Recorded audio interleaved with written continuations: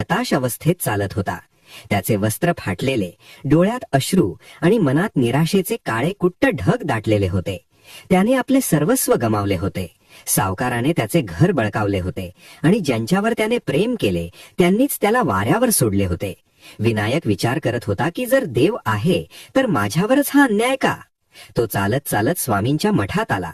तिथे वडाच्या विस्तीर्ण झाडाखाली साक्षात परब्रह्म अजानुबाहू श्री स्वामी समर्थ बसले होते. त्यांच्या तेजापुढे सूर्याचे तेजही फिके पडत होते. विनायक धावत गेला आणि स्वामींच्या चरणांवर कोसळला. तो ढसाढसा रडू लागला. स्वामींनी आपले मोठे आणि तेजस्वी डोळे त्याच्यावर स्थिरावले. स्वामींच्या त्या नजरेत राग नव्हता तर एक अगाध करुणा होती. स्वामी कडक आवाजात ओरडले, अरे मूर्खा, रडतोस काय? लेचापेचा होऊन आलास? कुणाचा अन्याय सहन करणं हा सर्वात मोठा गुन्हा आहे. तू तुझा स्वाभिमान गमावलास आणि आता इथे देवाकडे भीक मागायला आलास. उठ आणि स्वतःच्या अस्तित्वासाठी लढायला शिक. विनायक थक्क झाला. त्याला वाटले होते स्वामी मायेने जवळ घेतील, पण स्वामींनी तर त्याला वास्तवाचा आरसा दाखवला होता. स्वामींनी त्याला जवळ बोलावले आणि त्या दिवशी मठातील त्या शांत वातावरणात धूपाच्या सुगंधात स्वामींनी त्याला जीवनाचे ते 5 महामंत्र दिले, जे आजही प्रत्येक माणसासाठी संजीवनी आहेत. विनायक स्वामींच्या चरणापाशी बसला होता आणि त्याच्या डोळ्यातून वाहणाऱ्या अश्रूंच्या धारा स्वामींच्या पावन चरणांना अभिषेक घालत होत्या. 18व्या शतकातील तो काळ, जेव्हा अक्कलकोटचा मठ म्हणजे भक्तांचे माहेरघर होते. मठाच्या परिसरात जागोजागी तुळशीची वृंदावने होती आणि हवेत गोमयाचा आणि धूपाचा संमिश्र सुगंध दरवळत होता. स्वामींनी विनायकाकडे पाहिले. त्यांचे ते अजानुबाहू रूप आणि हातातील ती दिव्य माळ पाहून विनायकाला क्षणभर आपण एखाद्या वेगळ्याच विश्वात आहोत असे वाटले. विनायक हुंदके देत म्हणाला की महाराज, माझे घर गेले, जमीन गेली आणि ज्या लोकांसाठी मी रक्ताचे पाणी केले त्यांनीच मला आज भर रस्त्यावर उभे केले आहे. आता या जगात माझ्यासाठी काहीच उरले नाही. मी आता हा देह त्यागण्याच्या विचारात आहे. स्वामींनी हे ऐकताच आपला हात जोराने जमिनीवर आपटला आणि मठातील दगडी फरशीही जणू थरथरली. स्वामी कडकले की अरे मूर्खा, हा नरदेह काय असा फुकट घालवण्यासाठी मिळाला आहे का? तू म्हणतोस तुझे सर्व काही गेले, पण जोपर्यंत तुझे प्राण शाबूत आहेत तोपर्यंत तुझे काहीच गेले नाही. तू रडतोस कारण तुला वाटते की तू एकटा आहेस, पण तू हे विसरलास का की मी अजून या देहाने इथेच आहे? स्वामींचा आवाज त्या मठाच्या भिंतीत घुमू लागला. तिथे उपस्थित असलेले चोळप्पा आणि इतर भक्तही स्वामींचा हा रौद्र अवतार पाहून स्तब्ध झाले. स्वामींनी विनायकाच्या डोक्यावर आपला वरदहस्त ठेवला आणि एका क्षणात विनायकाच्या शरीरातून एक विजेची लहर धावल्यासारखे त्याला वाटले. त्याच्या मनातील आत्महत्येचे विचार कापुरासारखे जळून गेले आणि तिथे एका नव्या ऊर्जेचा जन्म झाला. स्वामी म्हणाले की अरे, जगाने तुला सोडले म्हणून तू रडतोस. ज्याने तुला जन्माला घातले तो परमात्मा अजून जागा आहे. विनायकाने पहिली दात ओठ खाऊन स्वतःला सावरले आणि विचारले की महाराज, मग मी आता काय करू? स्वामी शांत झाले. त्यांच्या डोळ्यात आता एक प्रकारची पितृवत्त माया दाटली होती. स्वामींनी बाहेरच्या वडाच्या झाडाकडे बोट दाखवले आणि म्हणाले की बघ, त्या झाडावर किती पक्षी राहतात. वादळ येते, घरटी उडून जातात, पण दुसऱ्या दिवशी ते पक्षी रडत बसत नाहीत. ते पुन्हा काड्या जमा करतात आणि नवीन घरटे बांधतात. तुला तर देवाने बुद्धी दिली आहे, हात दिले आहेत, तू का घाबरतोस? विनायकाला स्वामींच्या शब्दांतून जीवनाचा पहिला धडा मिळत होता की संकट कितीही मोठे असले तरी घाबरून पळणे हा मार्ग नाही. स्वामींनी त्याला सांगितले की तू आजपासून इथेच थांबणार आहेस, मठातील सेवा करणार आहेस आणि मी सांगेन तसा तुझा नवा संसार उभा करणार आहेस. विनायकाच्या मनात श्रद्धेचा अंकुर फुटला होता. त्याला जाणवले की आतापर्यंत तो केवळ स्वतःसाठी जगत होता, पण आता त्याला स्वामींच्या शब्दांसाठी जगायचे होते. मठात सायंकाळची आरती सुरू झाली. शंखाचा नाद आणि टाळ्यांच्या गजराने अक्कलकोट दुमदुमून गेले. विनायक त्या पवित्र वातावरणात स्वतःला विसरून गेला. त्याला आता पळून चुकले होते की त्याच्या मागे कुणीतरी एक प्रचंड शक्ती उभी आहे जी त्याला पडू देणार नाही. स्वामींनी त्याला खुणेने जवळ बोलावले आणि सांगितले की उद्यापासून तुझ्या परीक्षेला सुरुवात होईल. लक्षात ठेव, जो कष्टाला घाबरतो त्याचे तोंडही पाहणे पाप आहे. विनायकाने नम्रपणे मान डोलावली आणि स्वामींचा अंगारा कपाळाला लावून तो एका कोपऱ्यात जाऊन बसला, जिथे त्याला आयुष्य नव्याने सुरू करण्याची उमेद मिळाली होती. अक्कलकोटच्या मठात पहाटेची भूपाळी ऐकू येत होती आणि विनायक ब्राह्ममुहूर्तावर उठून मठाच्या स्वच्छतेच्या कामात मग्न झाला होता. त्याच्या मनात अजूनही कालच्या रात्रीचे स्वामींचे शब्द घुमत होते. मठातील वातावरणात एक वेगळीच शांतता होती, पण विनायकाच्या मनात विचारांचे काहूर माजले होते. त्याने पाहिले की स्वामी एका जुन्या वडाच्या झाडाखाली बसले आहेत आणि समोर अनेक भक्त आपल्या व्यथा घेऊन आले आहेत. विनायक लांबूनच हे सर्व पाहत होता. तेव्हाच एक श्रीमंत सावकार मोठ्या थाटामाटात तिथे आला. त्याच्या अंगावर भरजरी वस्त्रे होती आणि हातात सोन्याची कडी होती. त्याने स्वामींच्या चरणांवर सोन्याच्या मोहरांची पिशवी ठेवली आणि म्हणाला की महाराज, मी एवढे दानधर्म करतो तरीही माझ्या घरात सुख का नाही? माझ्या मुलाला व्याधीने ग्रासले आहे आणि व्यापारात सारखा तोटा होत आहे. स्वामींनी त्या मोहरांच्या पिशवीकडे पाहिले सुद्धा नाही. उलट ते जोरात हसले आणि त्यांनी त्या सावकाराला खडे बोल सुनावले. स्वामी म्हणाले की अरे मूर्खा, तू हे जे सोने मला देतोयस ते तू कुणाचे रक्त शोषून मिळवले आहेस? तू लोकांचे घरे उद्ध्वस्त केलीस, गरिबांच्या पोटावर पाय दिलास आणि आता इथे येऊन सुखाची अपेक्षा करतोस. लक्षात ठेव, ज्याप्रमाणे तू पेरणार आहेस तसेच तुला कापायला मिळणार आहे. तू लोकांचे दुःख तुझ्या खात्यात जमा केले आहेस आणि आता तुला सुख हवे आहे. स्वामींच्या या शब्दांनी तो सावकार थरथर कापायला लागला. स्वामी पुढे म्हणाले की अरे, सृष्टीचा नियम स्पष्ट आहे. आधी बचत खाती पुण्य जमा करा, मगच व्याजाची आशा धरा. जोपर्यंत तू दुसऱ्याचे अश्रू पुसत नाहीस तोपर्यंत हे तुझे सोने माझ्यासाठी मातीमोल आहे. विनायक हे सर्व ऐकून स्तब्ध झाला. त्याला समजले की जीवनात केवळ कपाळाला टिळा लावून किंवा देवाला पैसे अर्पण करून सुख मिळत नाही, तर त्यासाठी शुद्ध आचरण आणि पुण्यकर्म हवे असते. स्वामींनी विनायकाकडे पाहिले आणि खुणेने त्याला जवळ बोलावले. स्वामी म्हणाले की विनायका, तू म्हणतोस तुझे सर्व गेले, पण तू कधी विचार केला का की तू कुणासाठी काय केले? आयुष्यात जर सुख हवे असेल तर आधी सत्कर्माची पुंजी जमा करायला शिक. ही सृष्टी म्हणजे एक पेढी आहे जिथे तुझे प्रत्येक कर्म नोंदवले जाते. जर तू आज कष्ट केलेस, कुणाचे तरी भले केलेस, तर त्याचे फळ तुला व्याजासह परत मिळेल. विनायक नतमस्तक झाला. त्याला कळाले की त्याची आजची परिस्थिती ही कदाचित त्याच्या पूर्वकर्माचे फळ असावी. पण आता त्याला स्वामींच्या मार्गदर्शनाखाली नवे बचत खाते सुरू करायचे होते. मठातील धूपदाणीतून धूर निघत होता आणि त्या धुरासोबतच विनायकाच्या मनातील अहंकार आणि अज्ञानही जळत होते. त्याने मनोमन ठरवले की आता तो केवळ स्वतःसाठी नाही तर जगाच्या कल्याणासाठी काहीतरी करेल. स्वामींनी त्याला एक जुनी कुदळ दिली आणि सांगितले की मठाच्या मागच्या बाजूला असलेली ती पडकी जमीन खणायला सुरुवात कर. तिथे तुला तुझे भविष्य सापडेल. विनायक कोणतीही तक्रार न करता कामाला लागला. अंधातून घामाच्या धारा वाहायला लागल्या, हात सोले गेले, पण त्याच्या मनात आता एकच ध्यास होता, तो म्हणजे स्वामींची आज्ञा. त्याला जाणवले की कष्टाचे महत्व काय असते आणि जेव्हा माणूस कष्टाने घामाचे थेंब सांडतो तेव्हाच त्याला खऱ्या अन्नाची चव कळते. स्वामी लांबूनच विनायकाचे कष्ट पाहत होते आणि त्यांच्या चेहऱ्यावर एक तृप्त हास्य होते, कारण त्यांना माहीत होते की त्यांचा हा भक्त आता खऱ्या मार्गावर चालला आहे.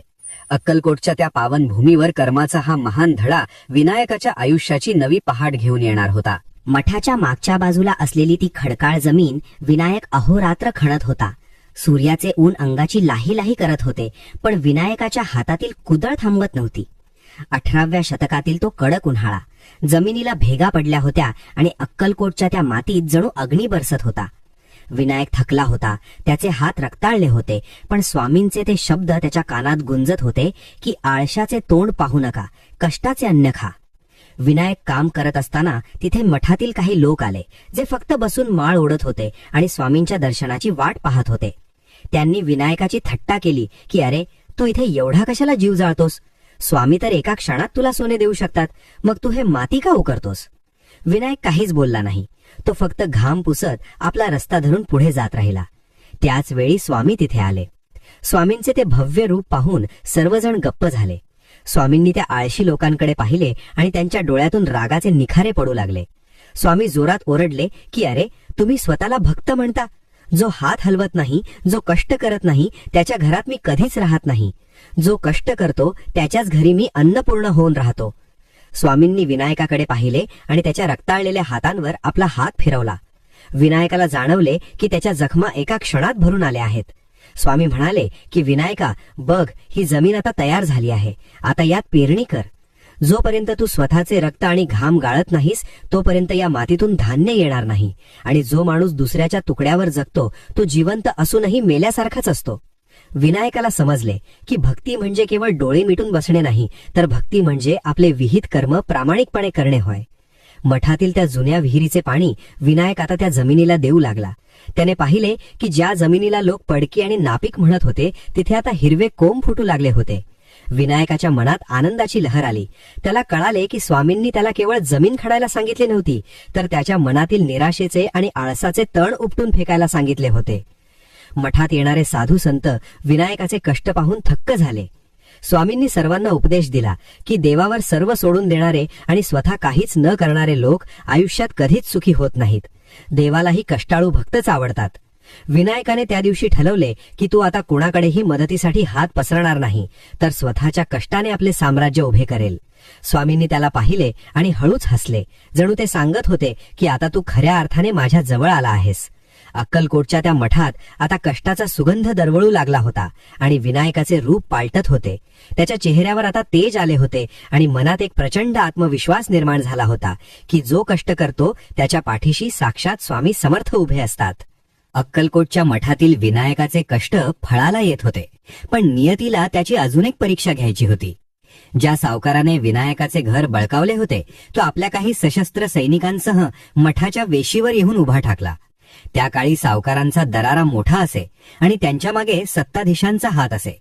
सावकार ओरडून म्हणू लागला की हा विनायक आमचा कर्जदार आहे आणि त्याने मठात लपून राहणे बंद करावे.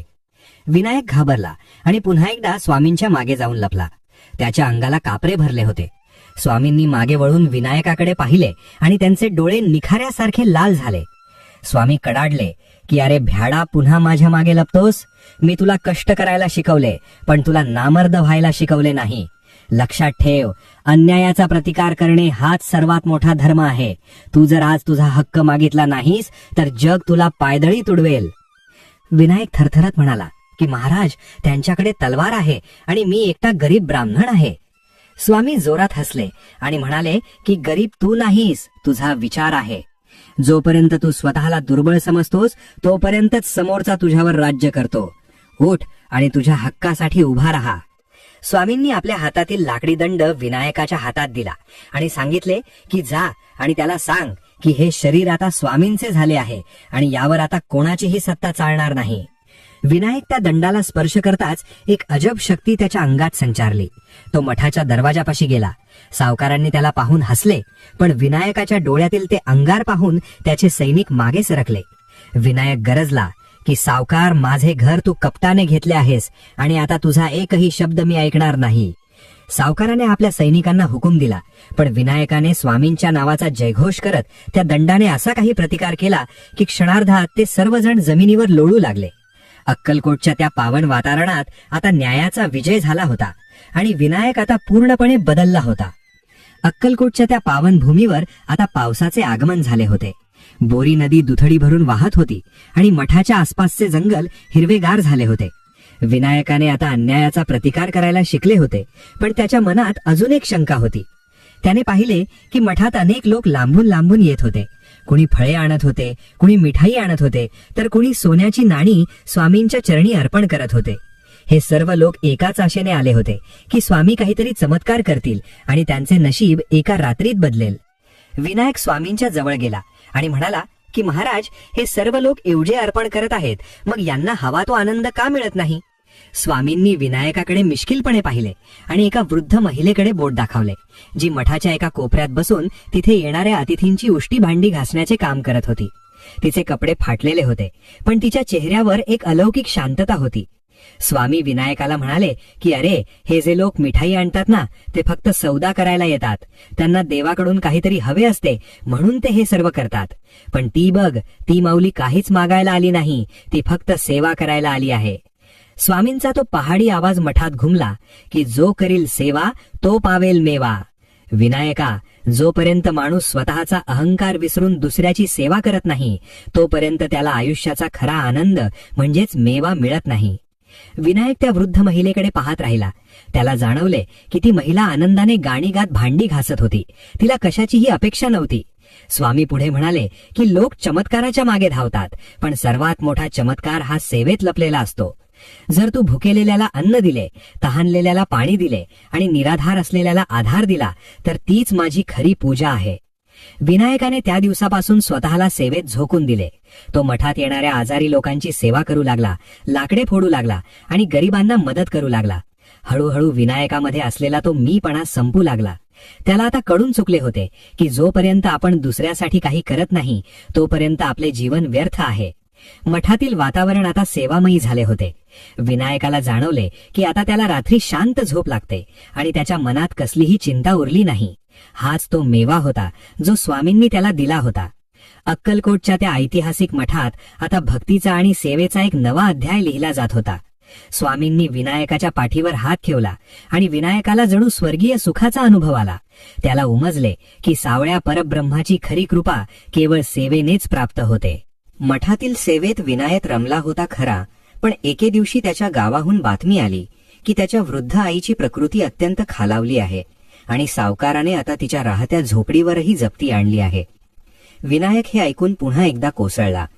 त्याच्या मनात विचारांचे वादळ उठले की मी इतकी सेवा केली, एवढे कष्ट केले, तरीही माझ्या वाट्याला हेच का आले. तो धावत स्वामींकडे गेला. त्यावेळी स्वामी मठात एका शिलाखंडावर शांत बसले होते. विनायकाच्या डोळ्यात पाणी पाहून स्वामींच्या चेहऱ्यावरचे भाव बदलले. विनायक ओरडून म्हणाला की महाराज, मी आता कोणावर विश्वास ठेवू? माझे सर्व संपले आहे. काळ समोर उभा ठाकला आहे असे मला वाटते. स्वामींनी आपले दोन्ही हात विनायकाच्या खांद्यावर ठेवले आणि त्याला आपल्या जवळ खेचले. स्वामींचा तो स्पर्श आणि ती नजर इतकी विलक्षण होती की विनायकाचे अर्धे दुःख तिथेच विरले.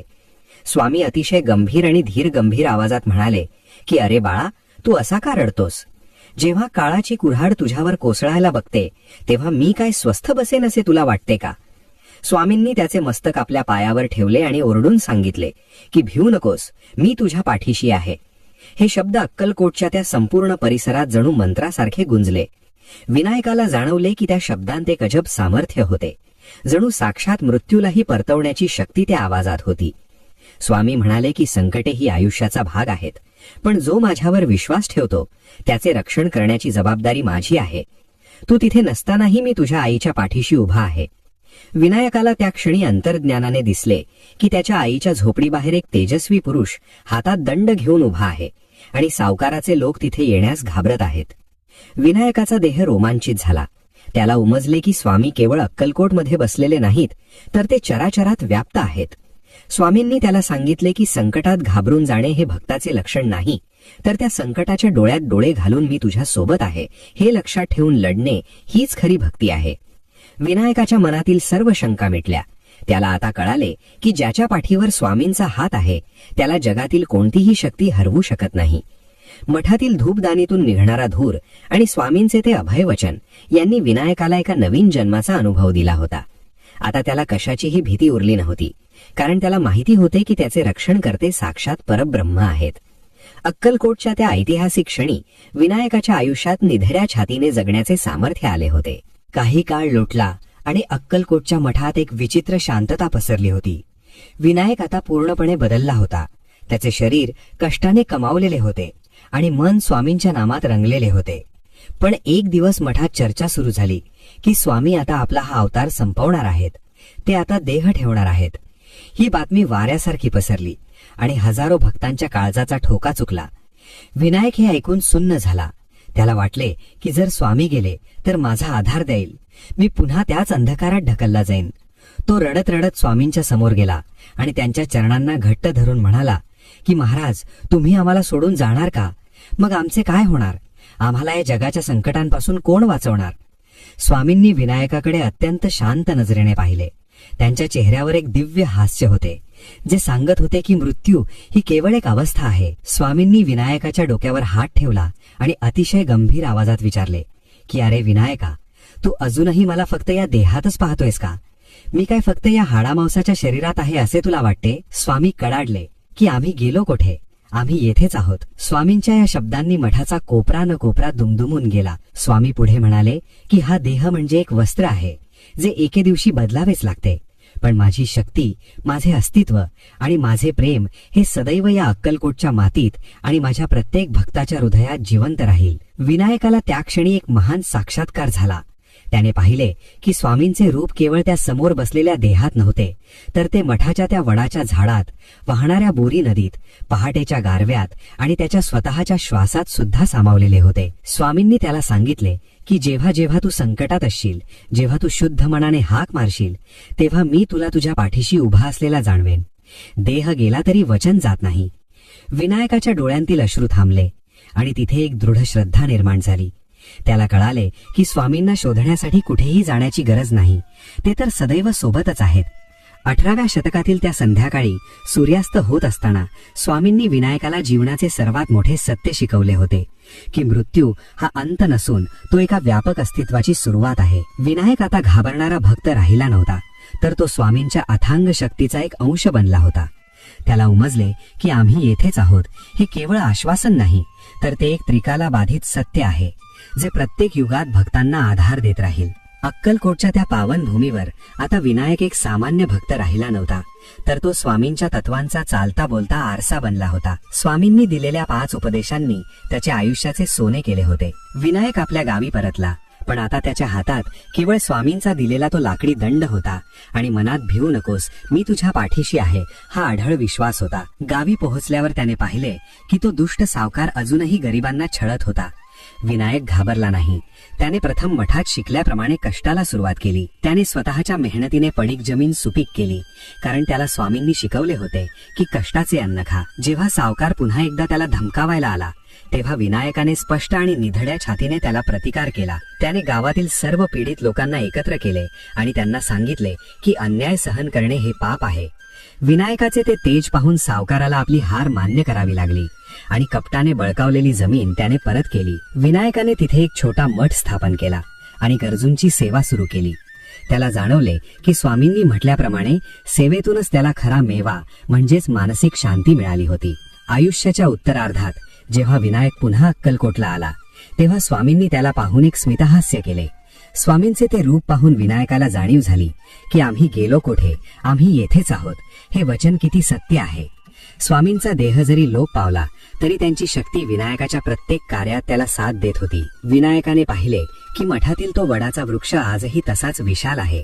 जणू तो सांगत आहे की भक्ती आणि कर्माचा हा मार्ग कधीच संपत नाही. विनायकाचे आयुष्य हे स्वामींच्या 5 उपदेशांचे जिवंत उदाहरण बनले होते.